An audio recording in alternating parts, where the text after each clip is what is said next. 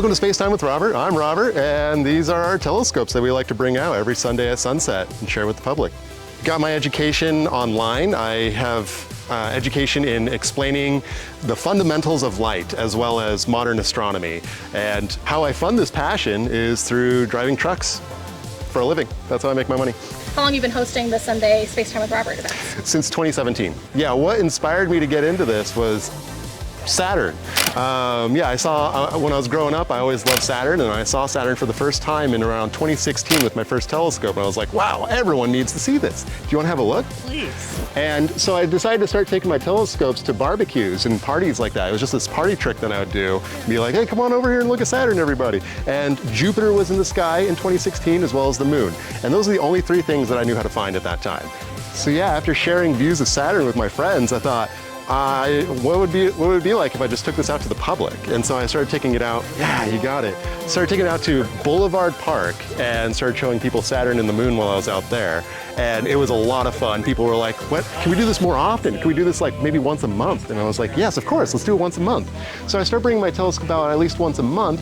And within a few months, it started turning into once a week. And then I decided to migrate the show from Boulevard Park to Taylor Dock, and that's when someone was like, it's space time, we're having space time out here. And summer of 2017 was when that happened, and that's how we've been doing this ever since. That's how it all started.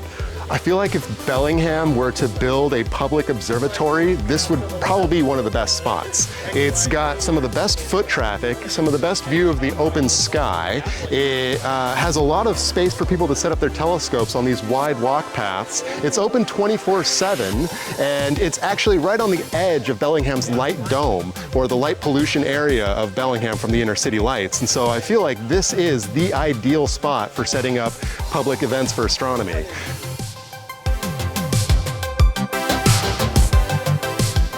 Tell me a little bit about the equipment that you're using. That is a rabbit hole. Okay, let's go down it. So right here, this is a Lunt 40mm hydrogen alpha telescope. And so this is a telescope used for primarily looking at the sun, which is what we're doing while it goes down, something to do. But what we're going to be using tonight here, other than this C-Star S50, this is a telescope that we'll be using for taking photographs of galaxies and stuff like that. But here is the real culprit, the star of the show. This is Vera, which is what this is. This is a 9¼ inch, it's a Celestron telescope. It's an SCT is what it is, or Schmidt-Cassegrain, or another way to think about it is a very complicated telescope. It's extremely expensive, and it was given to us for the purpose of coming out here and sharing space with everybody, sharing views through the telescope. Yeah, I'll say it again, this was given to us by a local astronomer so we could come out here and share it with everybody. We named it Vera after Vera Rubin, who is an astronomer that discovered some evidence to support the theory of dark matter.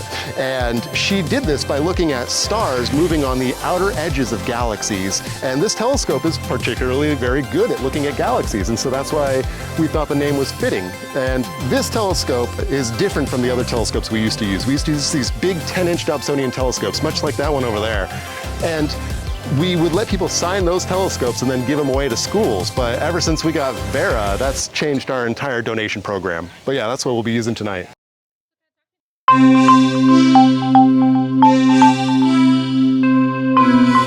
of talk to me a little bit more about the donation program. Yeah. I know like you do sometimes like donate different telescopes to schools and whatnot. So what is that about? Tell me a little bit about that. Yeah, it started off with someone coming up to us in 2017, or I think it was 2018. They handed me money, and it was really weird. And I was like, I don't know what to do with this. And so they were like, you should get a tip jar. And I was like, okay, I'll get a tip jar. And so there's the tip jar, and we've had the same tip jar for years now. And within months of getting that jar, people loaded so much money into it, we were able to afford a whole new telescope. And we're like, okay, let's buy another telescope. And we fixed up the one that we were using. gave it away to a school, the Bellingham High School, and we gave it away with all the filters and the eyepieces and all the tools that they were going to need to fix it all up. We even had some money set aside in case they need any repairs or anything like that. Then we got another telescope just for more room for signatures, and it got filled up again. The donation bucket just kept getting filled with cash, and so we did it again. We gave another telescope away to the Explorations Academy, and then another one to the Nooksack Tribal School, then Seaholm High School, and then Vera landed in our lap. Someone was like, here, have this telescope, and we've never had anyone put a telescope in our donation jar before, but here it is. And so once we got this telescope and learned how to use it, I decided to give away our last 10-inch Dobsonian telescope, Caroline, to the Whatcom Community College, and that's where it's at now. And so that happened in March. And now that we have this new telescope, we need to put it to use, but there's an issue that we were having with the telescopes that we were donating, is that they're big, they're intimidating, they're hard to move around, and therefore they're not getting as much use as we would like them to. And so we're thinking, how do we make this work? How do we, and it's even worse actually, because this telescope, Vera, is just as big, or a large telescope. It's more complicated, it's harder to use, it's even more difficult to maneuver around and get into place. And so we're thinking, why not use Vera and share it with the public for as long as possible while generating donation funds to purchase easier telescopes to use, beginner telescopes, and we'll start donating those to schools. And so now the idea is to get a 8-inch Dobsonian Star Sense telescope from Celestron, and we're going to get a lunar filter with it, as well as a zoom eyepiece, all the typical accessories that we'd get with our donation kits. And that way we can just give these brand new, pristine telescopes to schools and continue to use this really expensive, complicated one as it was intended for public use.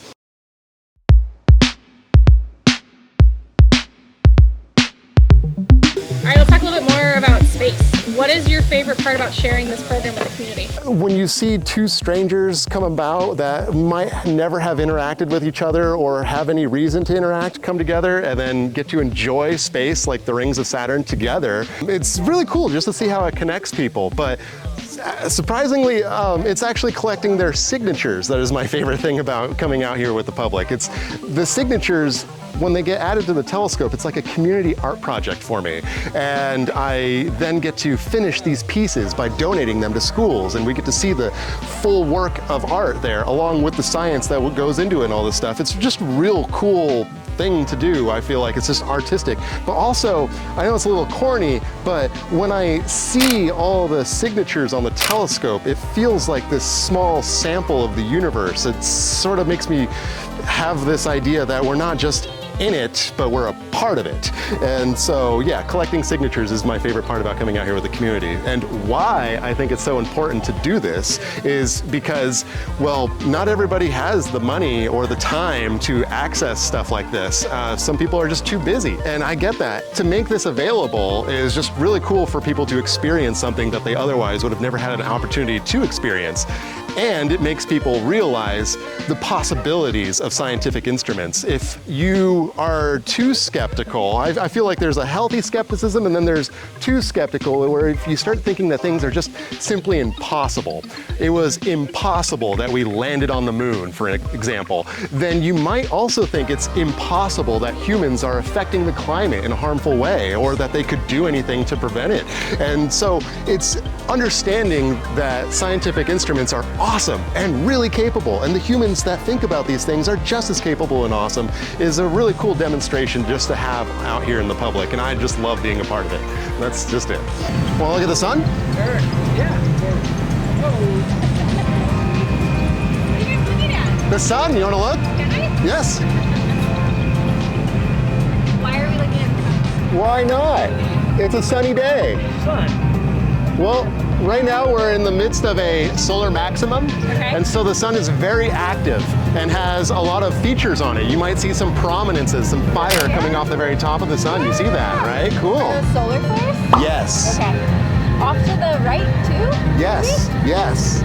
Oh, super cool. Now the ones that are coming towards us, we call them filaments, and they're like little dark bands across the surface of the sun. Oh, okay. Now those are the prominences that are heading towards us, but the ones that are heading away from us on the periphery, those are, yeah, the prominences that you're seeing there. There you go, you saw the sun safely. Do you want your badge? Yeah, of course I do. Oh yeah. my gosh. Well, my God. Right? You could probably take a photo with your phone too. I was just, that is insane. I'm like kind of starstruck.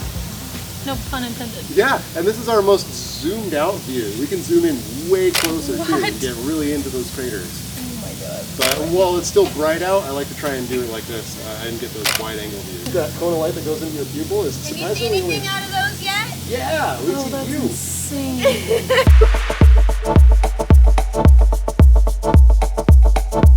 Hands down, the Aurora event of 2024 in May last year. I want to say it was May 11th. And so my wife would always explain to me these dreams that she had of auroras, where she would see these pastel greens and vibrant reds. And I told her, I'm sorry, all the auroras that we see around here are just dim green lights. You don't really see red that much unless you take a long exposure photograph. And then that event happened and the lights and the colors were so vibrant, I could actually see the auroras reflecting off of her face. And so, yeah, that was one of the most magical experiences the most fun I've ever had, period, out here. We were out here until I think 4 in the morning that night. And it gets worse, better. Someone shows up with night vision monoculars, and allows us to see the auroras and the electricity just, shocking the atmosphere in live view through phosphorus plate. It was really cool. So yeah, definitely the Aurora event of 2024.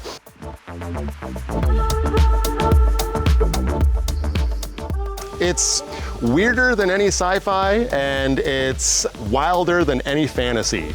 Its only limitation, I feel like, is humans' understanding of it. It seems to be this thing that all cultures have invested interest in. They're all very fascinated with space, and I feel like it's like Tupac. It's just something that everybody can enjoy.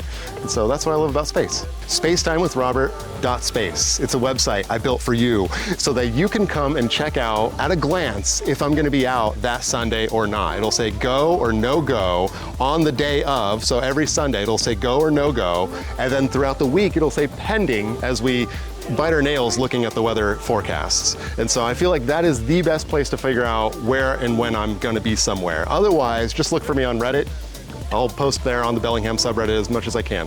Yeah, it's been waiting a long time to meet you. So just come on out and have a look. It's just been there forever. And all you need to do is look. The photons, they're just landing and hitting the ground and otherwise not going into eyes. And they could be going into your eye right now. So join us and enjoy space before we can't, and vote properly so that that we will be able to enjoy it forever.